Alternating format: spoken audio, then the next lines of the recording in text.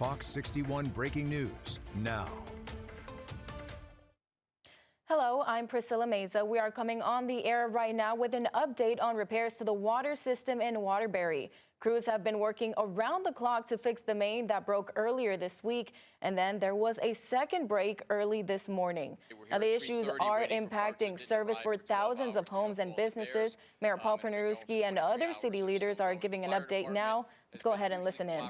They've been working hand in hand with the water department to try to provide pumpers and make sure that they're prepared in the event of a fire. Their guys have been working as well. And Aisling McGurkin, our health director, has been working with folks, especially our restaurants and some of our shops in the affected areas, trying to do the best we can to alleviate some of the problems they're facing. So I want to thank all of them. To the residents of Waterbury, thank you again, and our business owners for your patience. I know this is an extraordinarily frustrating process, and we are doing everything we can. We're working as expeditiously as we can. These crews have been here continuously, trying to do everything they can to get this water service back up and running. So just to let you know where we are at this point, as you know, a little bit of the history. We had this water main break on Tuesday.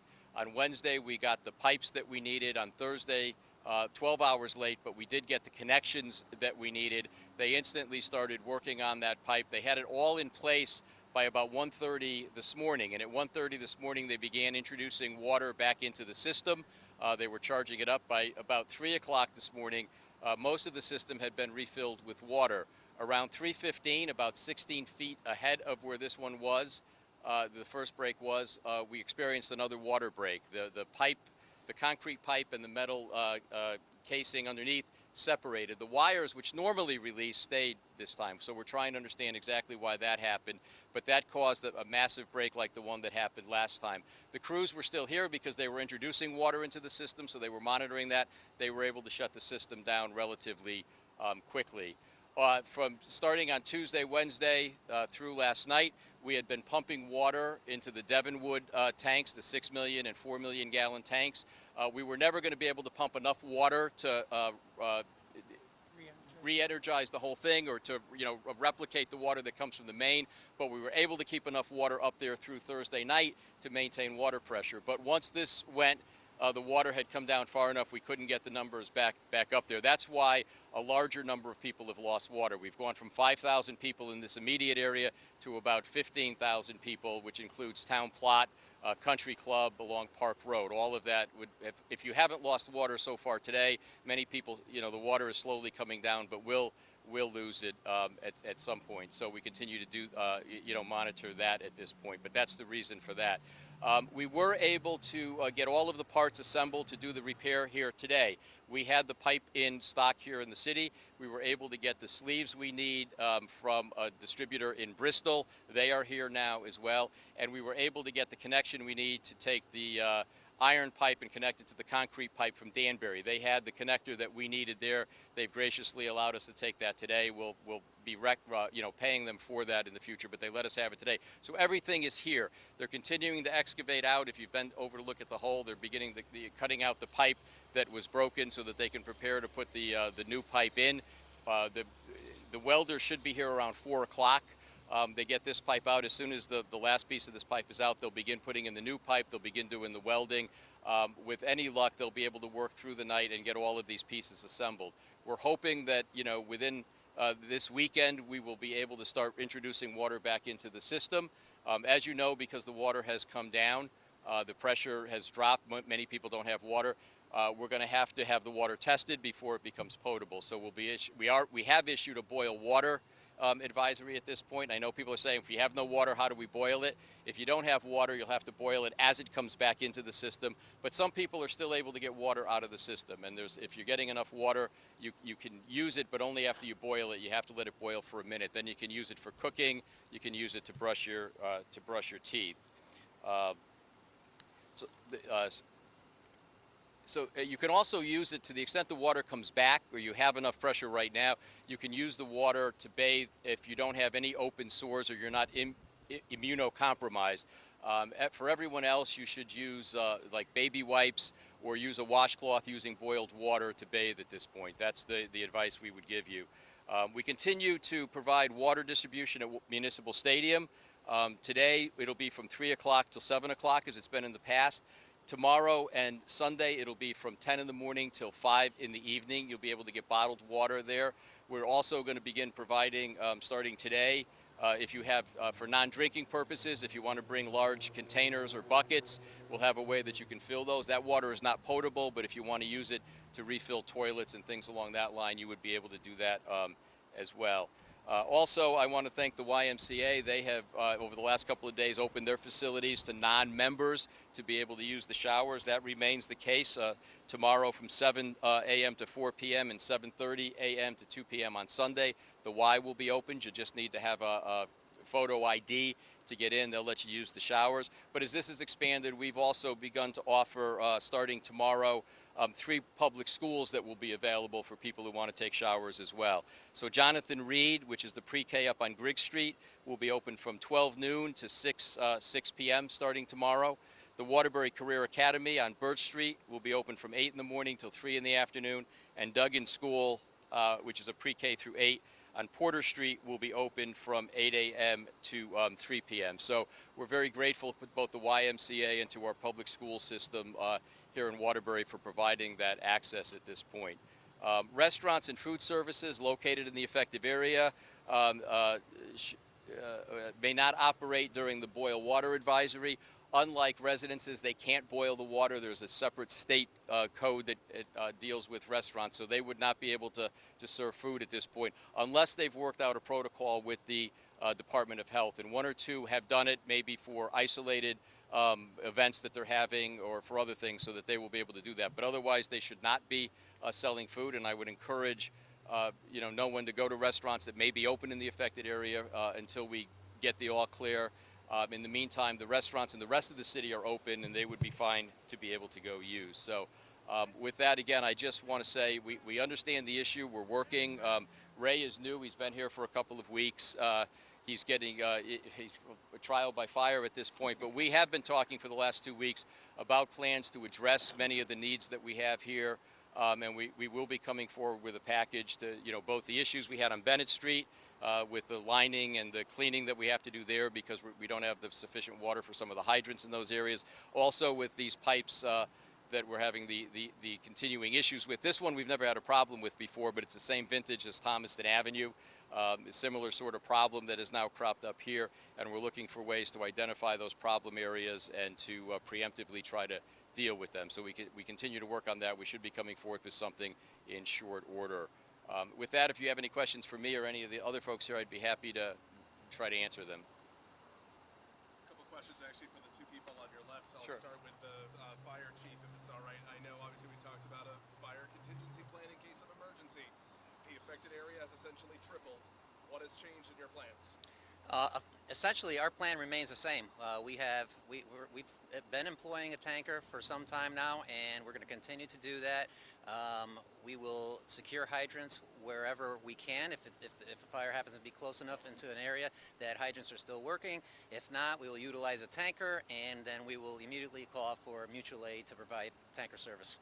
Okay. Question for Director McGuckin.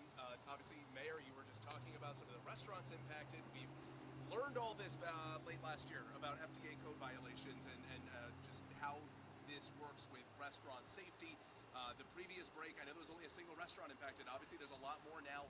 Talking with some of them, they seem like they're waiting on a phone call or a notice. How does this work with notice, getting notice out to food establishments that are now being impacted? Luckily, we now have the Everbridge reverse 911 system, and Jen has been integrating messaging into all of the messaging that's gone out to the affected area. We're very cautious about not messaging to people it's not relevant for, and so in addition, our health team,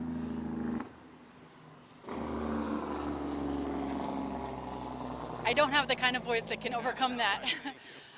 But our health inspectors have been going out for the past 4 days since this started just to remind and prepare folks in the area and the area surrounding about the limitations of what food service can be conducted in the presence of a boil water notice or a water main break and potential contamination. So we have had all of our health inspectors going out, handing out contingency plan templates that the restaurant owners can complete. We've been reviewing those as they come in and giving them the yay or the nay as far as whether they can operate. Thank you. Any other questions? I was wondering how you guys are holding out, and now their weekends are extended, and Well, they're tired. You know, everybody's tired, but they're dedicated. I got to give them a lot of credit. There are guys here who've been here 18 hours a day, some even longer. Got to insist that they go home and take some rest, but they're dedicated. They're pushing out. We all know the importance of water. We know that we have a debt to the community to work this out, get this done as quick as possible, and we're trying. We'll succeed. I just can't tell you when, but we will succeed.